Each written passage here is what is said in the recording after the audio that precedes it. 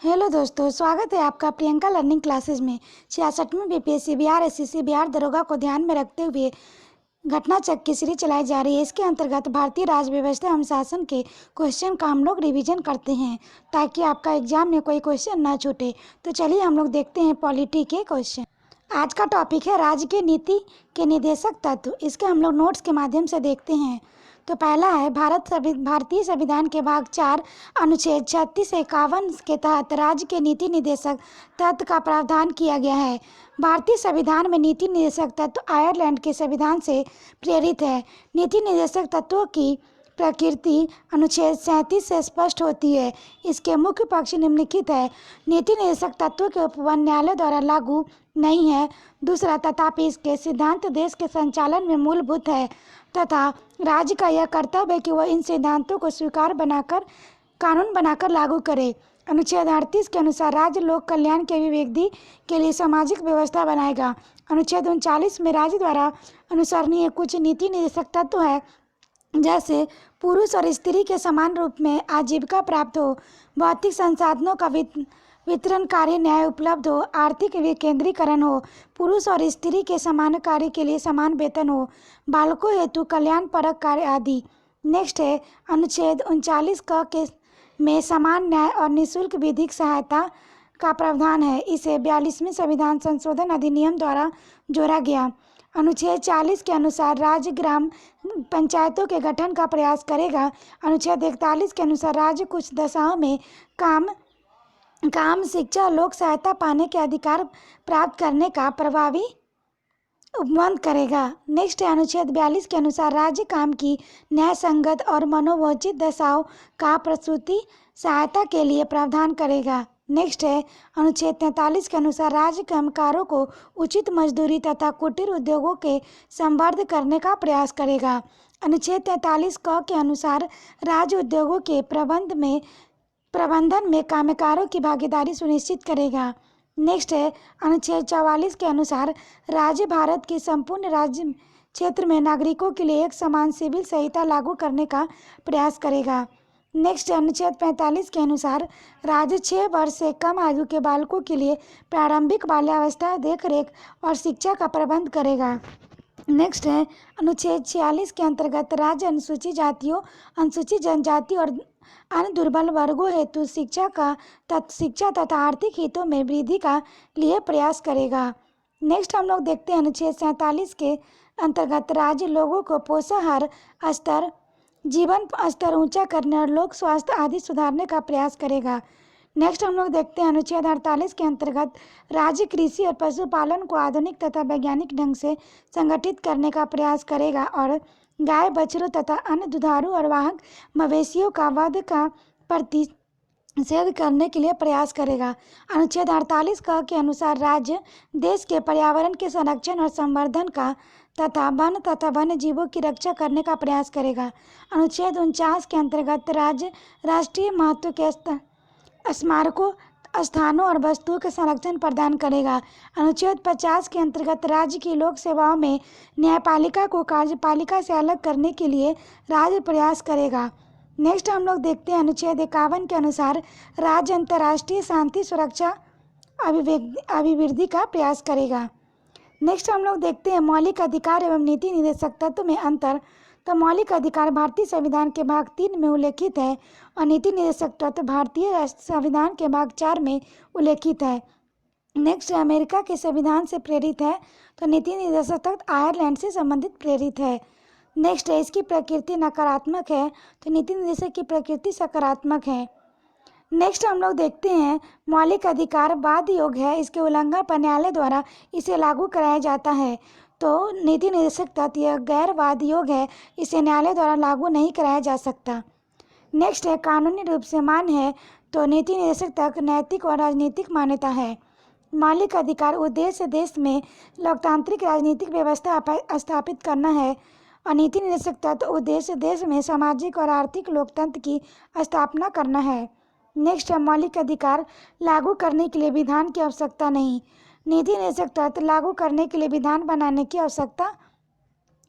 Next है मौलिक अधिकार व्यक्तिगत कल्याण को प्रोत्साहन है और नीति निर्देशक तत्व सामाजिक एवं आर्थिक कल्याण के लिए है। मौलिक अधिकार नागरिकों को स्वतः प्राप्त है। नीति निषेध तत्व है, सरकार द्वारा लागू करने के बाद ही नागरिकों को प्राप्त है। नेक्स्ट अब हम लोग क्वेश्चन से देखते हैं। तो पहला क्वेश्चन है, राज्य के नीति निर्देशक सिद्धांतों को भारतीय संविधान में शामिल किए जाने का उद्देश्य है सामाजिक और आर्थिक प्रजातंत्र को स्थापित करना। इसकी व्याख्या है, राज्य के नीति निर्देशक सिद्धांतों को भारतीय संविधान में शामिल किए जाने का उद्देश्य सामाजिक और आर्थिक प्रजातंत्र को स्थापित करना। यह उद्देश्य एक कल्याणकारी राज्य की स्थापना में सहायक है, जिसका संविधान निर्माता एक कल्याणकारी राज्य की स्थापना के लिए प्रावधान करना चाहते थे। नेक्स्ट है, निम्नलिखित में से कौन एक राज्य के नीति निर्देशक सिद्धांतों का उद्देश्य नहीं है? तो एक धार्मिक राज्य का स्थापना करना। इसकी व्याख्या है, भारतीय संविधान के भाग 4 में अनुच्छेद 36 से 51 तक के राज्य के नीति निर्देशक सिद्धांतों का वर्णन किया गया है। भारत के संविधान निर्माताओं का लक्ष्य इन सिद्धांतों के माध्यम से आर्थिक, सामाजिक, लोकतंत्र एवं कल्याणकारी राज्य की स्थापना करना था। इस सिद्धांतों का उद्देश्य धार्मिक राज्य की स्थापना करना नहीं है। नेक्स्ट है, निम्नलिखित कथनों पर विचार कीजिए। भारत के संविधान के संदर्भ में राज्य के नीति निर्देशक तत्व, पहला विधायिका के कृत्यों पर निबंधन करते हैं, दूसरा कार्यपालिका के कृत्यों पर निबंधन करते हैं। उपयुक्त में से कौन सही है? तो हो जाएगा ना तो पहला सही है ना दूसरा सही है। इसकी व्याख्या हम लोग देखें, राज्य के नीति निर्देशक तत्व विधायिका, कार्यपालिका संवैधानिक मामलों में राज्य के लिए सिफारिशें हैं। MC सीतलवाड़ के अनुसार निर्देशक तत्व कोई विधिक अधिकार एवं कानूनी उपचार नहीं बताते। ये सभी राज्य क्रियाओं की विधायिका का कार्यपालिका के लिए प्रभुत्व पृष्ठभूमि का निर्माण करते हैं। अतः राज्य के नीति निर्देशक तत्व न तो विधायिका के कृत्यों पर निर्बंधन है, न ही कार्यपालिका के कृत्यों पर निर्बंधन। नेक्स्ट है, राज्य के नीति निर्देशक तत्वों के बारे में निम्नलिखित कथनों पर विचार कीजिए। तो पहला है, ये तत्व देश के सामाजिक, आर्थिक, लोकतंत्र की व्याख्या करते हैं। दूसरा, इन तत्वों में अंतर्दृष्टि उपबंध किसी न्यायालय द्वारा प्रवर्तनीय एनफोर्सिबल नहीं है। कौन सा कथन सही है? तो पहला दूसरा दोनों सही है। नेक्स्ट है, कल्याणकारी राज्य की संकल्पना का समावेश भारत के संविधान में है। तो ये हो जाएगा राज्य के नीति निर्देशक तत्वों में और प्रस्तावना में। इसकी व्याख्या देखें, कल्याणकारी राज्य की संकल्पना समावेश भारतीय संविधान के राज्य के नीति निर्देशक तत्वों में किया गया है। ये संविधान के भाग 4 के तहत अनुच्छेद 36 से 51 के अंतर्गत शामिल किए गए हैं। भारतीय संविधान की प्रस्तावना राज्य व्यवस्था के उद्देश्यों का उल्लेख करती है। राज्य अपने नागरिकों को सामाजिक, आर्थिक और राजनीतिक न्याय, विचार, अभिव्यक्ति, विश्वास, धर्म और उपासना की स्वतंत्रता या प्रतिष्ठा एवं अवसर की समानता उपलब्ध कराएगा, जो कि एक कल्याणकारी राज्य के आदर्श का प्रतीक है। इसके अतिरिक्त नीति निर्देशक तत्वों में कल्याणकारी राज्य की स्थापना हेतु राज्य को निर्देशक दिए गए हैं। इस प्रकार प्रस्तावना एवं नीति निर्देशक तत्व दोनों ही कल्याणकारी राज्य का विचार पाया जाता है। तथापि यदि दोनों का चयन विकल्प न हो तो इसका उत्तर नीति निर्देशक तत्व ही होगा। नेक्स्ट है, संविधान का कौन सा भाग कल्याणकारी राज्य का आदर्श घोषित करता है? तो इसका आंसर होगा प्रस्तावना और राज्य के नीति निर्देशक तत्व। नेक्स्ट है, भारत के कल्याणकारी राज्य होने का विचार पाया जाता है। तो ये संविधान के प्रस्तावना और राज्य के नीति निर्देशक तत्व। नेक्स्ट है, राज्य के नीति निर्देशक तत्व सहज अध्ययन के लिए निम्न में से कौन से भागों में विभाजित किए जा सकते हैं? तो उपरोक्त सभी, समाजवादी, उदारवादी, गांधीवादी सभी। इसकी व्याख्या देखिए, भारतीय संविधान के अंतर्गत राज्य के नीति निर्देशक तत्वों का उल्लेख भाग 4 के अनुच्छेद 36 से 51 के तहत किया गया है। इसे आयरलैंड के संविधान से लिया गया है।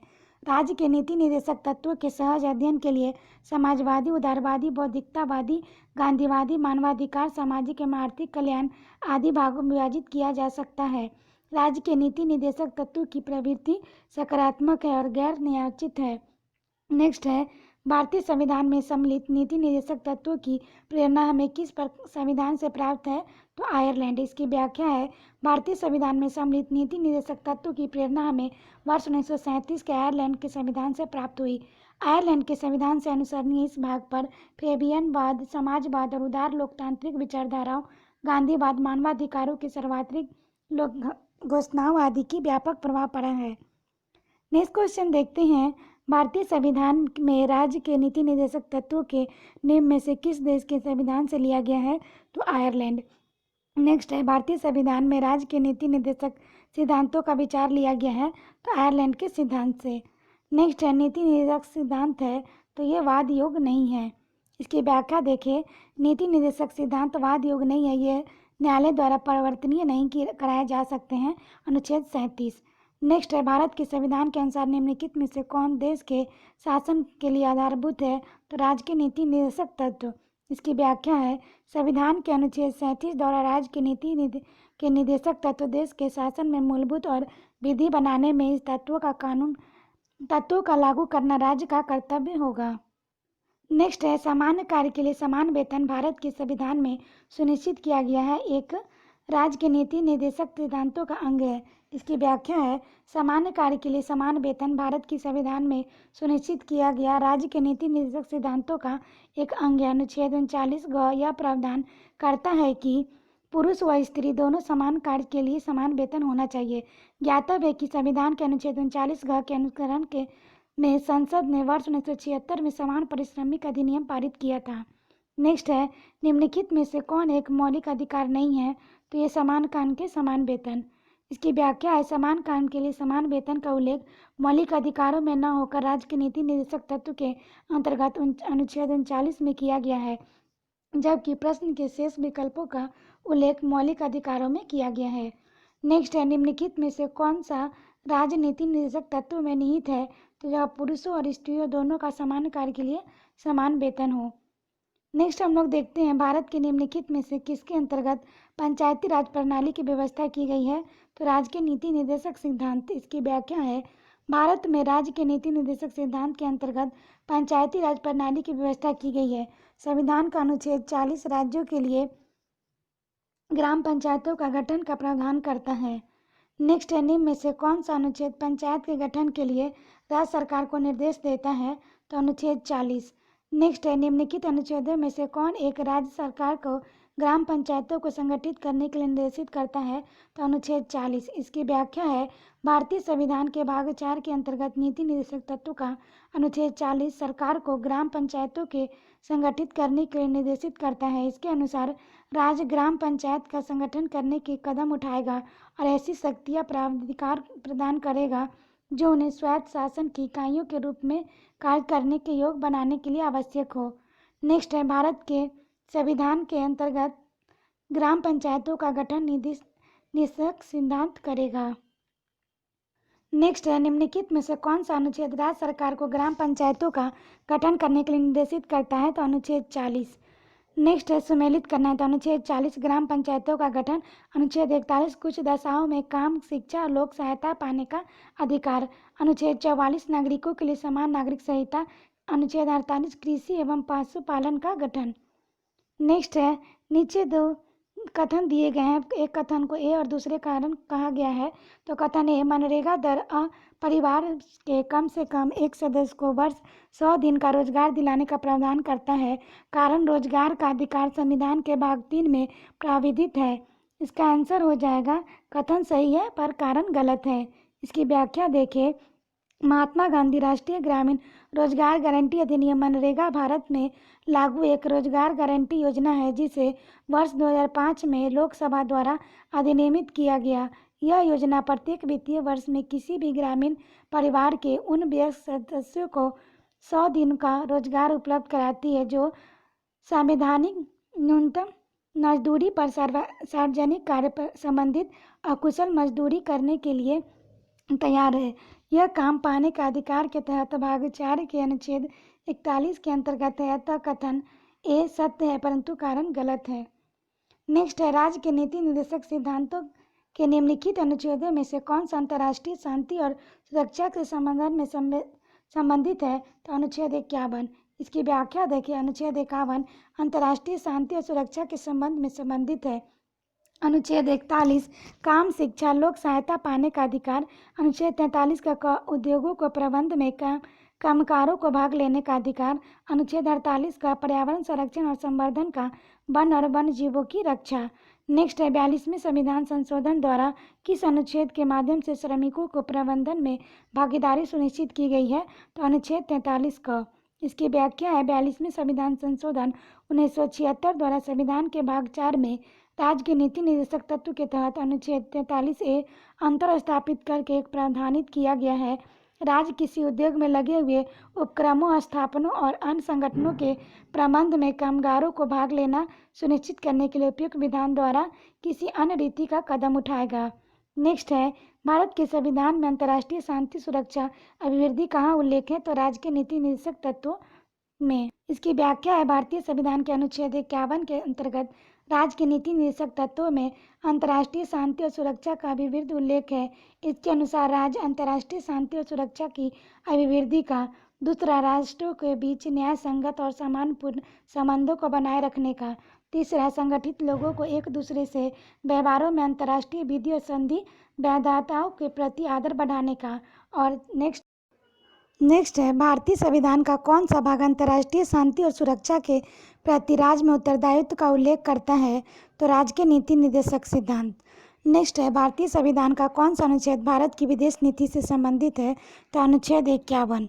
नेक्स्ट है, संविधान के किस अनुच्छेद के द्वारा उद्योग को प्रबंधन में कामगारों की भागीदारी का प्रावधान दिया गया है? तो इसका आंसर होगा अनुच्छेद 43A।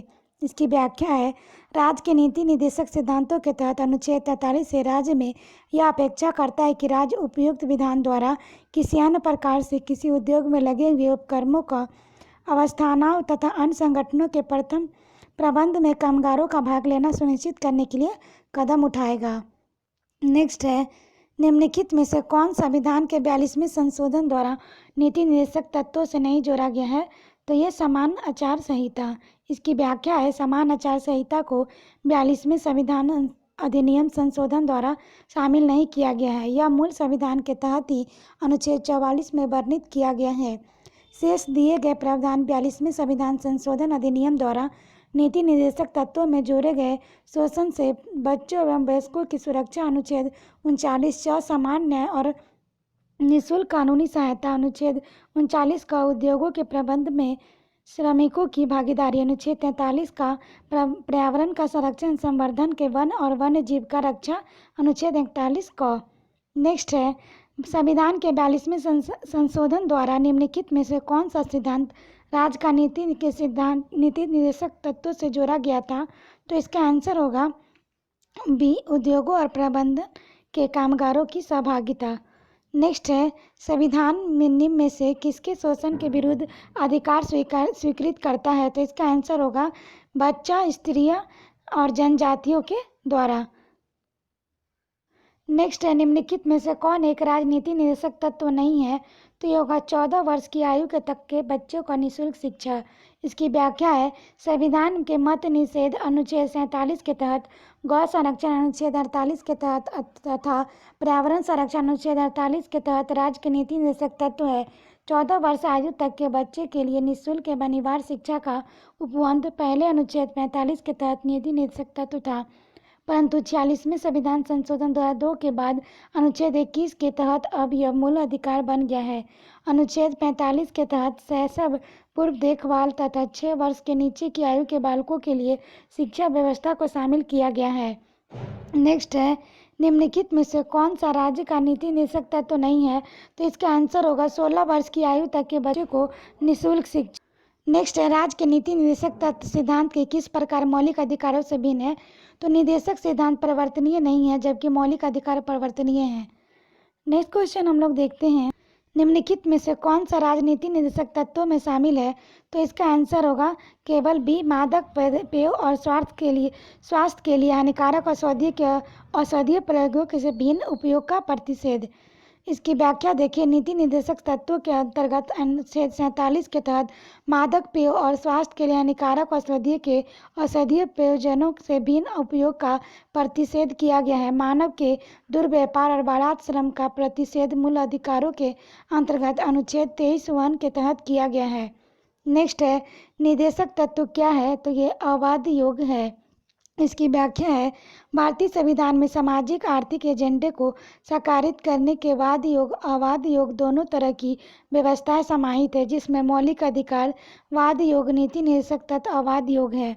नेक्स्ट है, भारतीय संविधान में प्रतिष्ठापित राज्य के नीति निर्देशक तत्वों के अंतर्गत निम्नलिखित प्रावधानों पर विजय कीजिए। तो इसका आंसर होगा दूसरा और तीसरा, ग्राम पंचायतों को संगठित करना और ग्रामीण क्षेत्रों में कुटीर उद्योगों को प्रोत्साहित करना।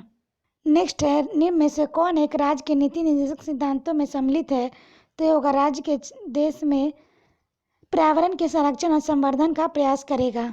नेक्स्ट है, निम्नलिखित में से भारत के संविधान के किसमें पर्यावरण संरक्षण एवं संवर्धन का वन और वन्य जीवन की रक्षा का प्रावधान पाए जाते हैं? तो केवल राज्य के नीति निर्देशक तत्वों में और केवल मूल कर्तव्यों में। नेक्स्ट हम लोग देखते हैं, नेक्स्ट क्वेश्चन है, राज्य के नीति निर्देशक सिद्धांतों में निम्न में से किसके बारे में संविधान शांत है? तो प्रौढ़ शिक्षा। इसकी व्याख्या देखिए, भारतीय संविधान के राज्य के नीति निर्देशक सिद्धांत भाग 4 के तहत अनुच्छेद 36 से 51 में वर्णित है। इसमें कर्मकारों की निर्वाह मजदूरी का प्रावधान अनुच्छेद 43 में, गरीबों को निःशुल्क विधिक सहायता का अनुच्छेद 39 क में तथा 6 वर्ष से कम आयु के बालकों के लिए प्रारंभिक बाल्यावस्था देखरेख और शिक्षा 66 में संशोधन से अनुच्छेद 45 में है। प्रौढ़ शिक्षा संबंधी प्रावधान इनमें शामिल नहीं है। नेक्स्ट है, निम्नलिखित में से कौन सा एक राजनीति निर्देशक सिद्धांत संविधान के बाद में जोड़ा जाएगा? तो मुक्त कानूनी सलाह। इसकी व्याख्या है, मुक्त कानूनी सलाह राज्य का नीति निर्देशक सिद्धांत संविधान में बाद में जोड़ा गया 42वें संविधान संशोधन अधिनियम 1976 द्वारा भारतीय संविधान के भाग 4 में नीति निर्देशक तत्व के अनुच्छेद 39 क में गरीबों के लिए मुक्त कानूनी सलाह का प्रावधान किया गया है। नेक्स्ट है, इनमें से कौन राज्य के नीति निर्देशक सिद्धांतों में सम्मिलित नहीं है? तो सूचना का अधिकार। इसकी व्याख्या है, संविधान में राज्य के नीति निर्देशक तत्वों के तहत अनुच्छेद 39 क में पुरुष और स्त्री सभी नागरिकों को समान रूप से जीविका का पर्याप्त साधन प्राप्त करने का अधिकार तथा अनुच्छेद 39 ग में पुरुषों और स्त्रियों दोनों का समान कार्य के लिए समान वेतन वर्णित है। जबकि अनुच्छेद 47 के अनुसार राज्य अपने लोगों के पोषाहार स्तर और जीवन स्तर को ऊंचा करने और लोक स्वास्थ्य के सुधार को अपने प्राथमिक कर्तव्यों में मानेगा तथा राज्य विशिष्टतया मादक पेय और स्वास्थ्य के लिए हानिकारक औषधियों की औषधीय प्रयोजनों से भिन्न उपयोग का प्रतिषेध करने का प्रयास करेगा। अतः सूचना का अधिकार नीति निर्देशक सिद्धांतों में सम्मिलित नहीं है। सूचना का अधिकार भारतीय नागरिकों के लिए अनुच्छेद 19(1) के तहत मौलिक अधिकार है। नेक्स्ट है, निम्नलिखित में से कौन सा नीति निर्देशक तत्व है? तो ये समान नागरिक संहिता। इसकी व्याख्या है, संविधान के अनुच्छेद 44 के तहत राज्य द्वारा भारत के समस्त राज्य क्षेत्र में नागरिकों के लिए एक समान नागरिक संहिता प्राप्त कराने का प्रयास करना नीति निर्देशक तत्वों में शामिल किया गया है। नेक्स्ट है, निम्नलिखित में से राज्य के नीति निर्देशक सिद्धांतों के विषयों का पहचान कीजिए। तो इसका आंसर होगा मद निषेध। इसकी व्याख्या है, मद निषेध संविधान के अनुच्छेद 47 के तहत राज्य के नीति निर्देशक सिद्धांतों का विषय है। जबकि फैक्ट्री एवं खानों में बाल श्रम निषेध अनुच्छेद 24, बेगार तथा बालात श्रम निषेध अनुच्छेद 23 तथा अस्पृश्यता निषेध अनुच्छेद 17 संविधान में प्रदत्त मौलिक अधिकारों के भाग है। नेक्स्ट है, निम्नलिखित में से कौन एक राज्य के नीति निर्देशक तत्वों में नहीं है तथा सुनिश्चित करने का प्रयास करेगा? तो अस्पृश्यता उन्मूलन। इसकी व्याख्या है, संविधान में मूल अधिकारों के अंतर्गत समता के अधिकार के तहत अनुच्छेद 17 में अस्पृश्यता उन्मूलन का उल्लेख है। अन्य तीनों विकल्पों में पुरुष और महिलाओं के समान कार्य हेतु समान वेतन अनुच्छेद 39 घ में, जीविकोपार्जन हेतु पर्याप्त साधनों का समान अधिकार अनुच्छेद 39 क तथा काम हेतु न्याय संगत मनोविचित दशाएं अनुच्छेद 42 में राज्य के नीति निर्देशक तत्वों के अंतर्गत है। नेक्स्ट क्वेश्चन हम लोग देखें, राज्य के नीति निर्देशक सिद्धांत एक ऐसा चेक है जो बैंक की सुविधा अनुसार अदा किया जाता है। किसने कहा था? तो केटी शाह ने कहा था। इसकी व्याख्या है, केटी शाह ने कहा था, राज्य के नीति निर्देशक सिद्धांत एक ऐसा चेक है जो बैंक की सुविधा अनुसार अदा किया जाता है। नेक्स्ट है, भारत के संविधान के संदर्भ में निम्नलिखित कथनों पर विचार कीजिए। तो पहला मूल अधिकार, दूसरा मूल कर्तव्य, तीसरा राज्य के नीति निर्देशक तत्व। भारत सरकार द्वारा आरंभ किए गए राष्ट्रीय सामाजिक सहायता कार्यक्रम में भारत के संविधान के उपयुक्त उपबंधों में से कौन सा पूरे हुए हैं? तो केवल 3, राज्य के नीति निर्देशक तत्व। इसकी व्याख्या हम लोग देखें, 15 अगस्त 1995 से प्रारंभ राष्ट्रीय सामाजिक सहायता कार्यक्रम संविधान में प्रदत्त राज्य के नीति निर्देशक तत्वों अर्थात राज्य के संवैधानिक लक्ष्य विशेष अनुच्छेद 41 के तहत बेरोजगारी, वृद्धावस्था आदि की स्थिति में लोक सहायता संबंधी निर्देश की प्राप्ति की दिशा में एक महत्वपूर्ण कदम है। प्रारंभ में इस कार्यक्रम के तहत शामिल थे राष्ट्रीय वृद्धावस्था पेंशन योजना, राष्ट्रीय परिवार लाभ योजना एवं राष्ट्रीय मातृत्व लाभ योजना। 1 अप्रैल 2001 से NMBS को जनसंख्या स्थिरीकरण कार्यक्रम का भाग बना दिया गया है। नेक्स्ट है, भारतीय संविधान को भाग 4 में दिए गए निर्देशित सिद्धांतों में निम्न में से कौन सा सूचीबद्ध है? तो इसका हो जाएगा पहला और दूसरा, सामान्य कार्य के लिए समान वेतन, समान नागरिक संहिता। इसकी व्याख्या देखिए, भारतीय संविधान के भाग 4 में दिए गए निर्देशित सिद्धांतों में अनुच्छेद 39 में समान कार्य के लिए समान वेतन, अनुच्छेद 44 में नागरिकों के लिए समान नागरिक सूचीबद्ध है, जबकि अनुच्छेद 350 प्राथमिक स्तर पर मातृभाषा में शिक्षा देने का विशेष निर्देश देता है। हालांकि यह भाग 4 में उल्लेखित नहीं है, इसका प्रभाव भी निदेशक तत्व जैसा ही है, परंतु यह राज्य द्वारा बाध्यकारी नहीं है। आशा करते हैं आपको यह वीडियो पसंद आया होगा और वीडियो को 1-2 बार अच्छे से सुन लें ताकि आपका रिवीजन हो जाए। तो आज के लिए इतना ही दोस्तों, फिर मिलते हैं नेक्स्ट टॉपिक के साथ। Thank you.